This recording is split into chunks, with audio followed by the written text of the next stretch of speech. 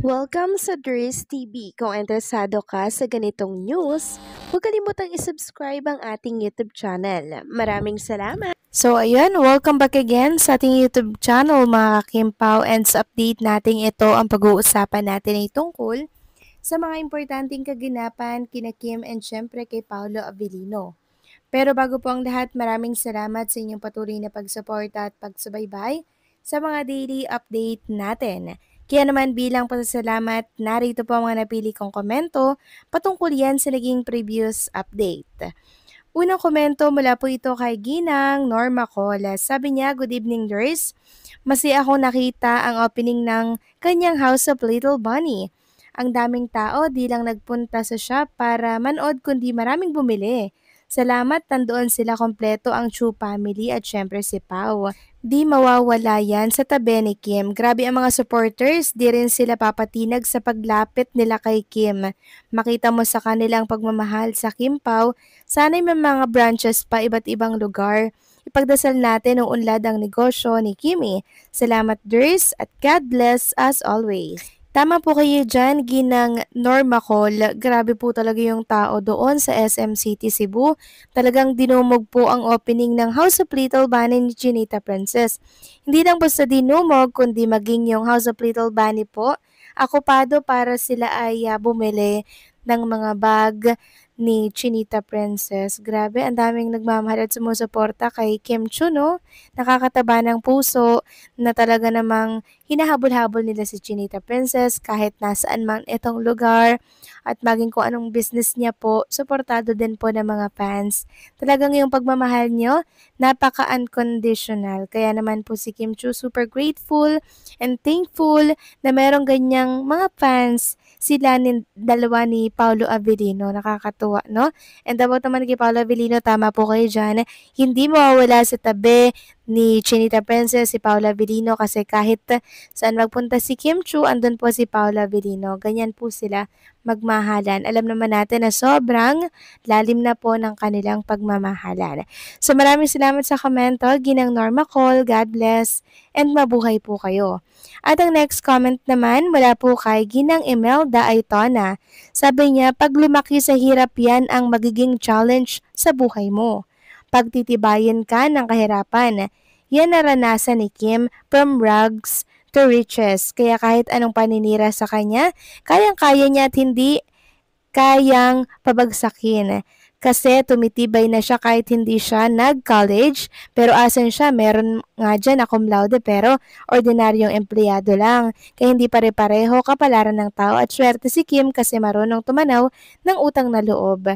Nalingon sa pinanggalingan at higit sa lahat, maka-Diyos." Tama po kayo dyan, Ginang Imelda Aitona. Laki sa hirap si Chinita Princess at yung pagiging laki niya sa hirap na yon talagang dinala niya po mga kakimpaw para syempre maging inspirasyon yon at kita naman natin ngayon na sobrang successful po si Chinita Princess. At kahit na sobrang successful niya, never pong lumaki ang ulo ng isang Chinita Princess. Very down to earth pa rin, ang paa ay nakatapak pa rin po sa lupa.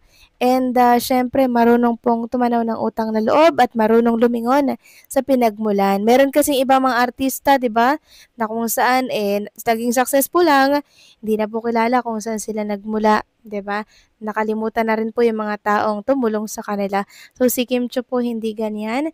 Si Kim meron po siyang pagtanaw ng utang na loob sa mga taong nakakasalamuhan niya at sa mga taong tumutulong po sa kanya. Kaya naman maraming nagmamahal kay Kim Chu dahil sobrang bait po niya. So maraming salamat sa komento, Ginang Imelda Aitona. God bless and mabuhay kayo. So ito na nga, pag-usapan na natin mga kakimpaw ang mga topic na nakalap natin sa gabing ito. At unahin na nga nating pag-usapan ang tungkol dito sa mahaba pong sinabi ni Chinita Princess kanina. Sabi niya nga dito, "Finally opening day Cebu, after months of preparation, planning, and hearing all your messages, today is the day we officially open the House of Little Bunny PH pop-up store here in my hometown, House of Little Bunny PH.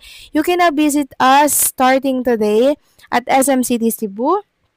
upper ground level, north wing atrium. Being able to bring whole PH home feels so special. It's a dream come true. Thank you for the excitement, the love, the constant support, and the messages that keep pushing us to make this happen. Today, we open our doors for you. Come visit and come shop. Come celebrate this milestone with us. Magkita-kita ta si Bubanes. We can't wait to welcome you and share this memorable moment together. My heart is overflowing with gratitude. Thank you to everyone who supported this dream, especially my family, who truly went beyond their means to help me make this happen. So, grabe naman yun mga kakimpaw, no? Nakaka-touch yung message ni Chinita Princess. Isang patunay na talaga itong mga kapatid niya, itong pamilya niya, si Paula Avelino. Suportado po si Chinita Princess. Thank you so much sa pagmamahal po kina Kim and Paula Avelino at sa Chu family. So wala kaming ibang hiling kundi more success, Chinita Princess, at sa mga kapatid mo, sa family mo, and syempre kay Paula Avelino. Samantalang next topic naman tayo, ipapakita ko po sa inyo itong picture ni Chinita Princess na kung saan ay karga-karga niya nga po itong pamangkin niya po, anak po ni Twinkle. Bagay na talaga kay Chinita Princess magkaroon ng anak, no? Hindi ibig sabihin na bagay siya mukha na siyang nanay, ha? Bagay na siyang maging nanay, mga kakimpaw. Kasi, tingnan nyo naman po, kitang-kita mo sa mata ni Chinita Princess na gustong-gusto niya na po magkaroon ng baby. Kasi, mahilig din po si Kim Chu sa mga baget, sa mga bata. Huwag kang mag-alala, Chinita Princess, kasi darating din yung panahon na anak mo na yung kakargahin mo, no? Hindi mo na pamangkin, kundi mismong anak mo na. Samantalang next topic naman tayo, pag-usapan natin mga kakimpaw, ang tungkol dito sa nabasa ko po, dito sa social media. Sabi dito, since marami nga ang nagsasabi na sumama si Papi sa Cebu to support Kimmy's business opening, knowing andun mga kapatid ni Kim at brother nito, na umuwi talaga ng Pinas from ibang bansa, hindi kaya napag-usapan na nilang tungkol sa kasalan ng Kim Pao? Abay, yan po ang isip naman ng isang netizen na isinabay itong usapan ng kasalan po ni Kim and Paula Avelino sa opening po ng House of Little Bunny, kasi talagang umuwi pa nga naman si JP, ha? From ibang bansa yan mga kakimpaw. Kaya tinitingnan ng mga netizen na seryoso ang pag-uwi nitong si JP, hindi lamang dahil nag-opening ang House of Little Bunny sa SM City, Cebu, kundi double purpose di umano. Abay, maganda yan mga kakimpaw, di ba? Kung kasalan na po ang napag-uusapan. Ibig sabihin, pag may kasalan, may mabubuong, mga kakimpaw, may mabubuong anakis, no, for Kim and syempre kay Paula Avelino. Pero i-manifest na natin yan na matuloy na po mga kakimpaw, no, para hindi na po hanggang claim-claim na lang tayo, kundi totoo na talaga. So bukas, siguro madali lang din pong makabalik si Chinita Princess and Paulo sa Manila, no, dahil nga po sa mga commitment na naiwan nila.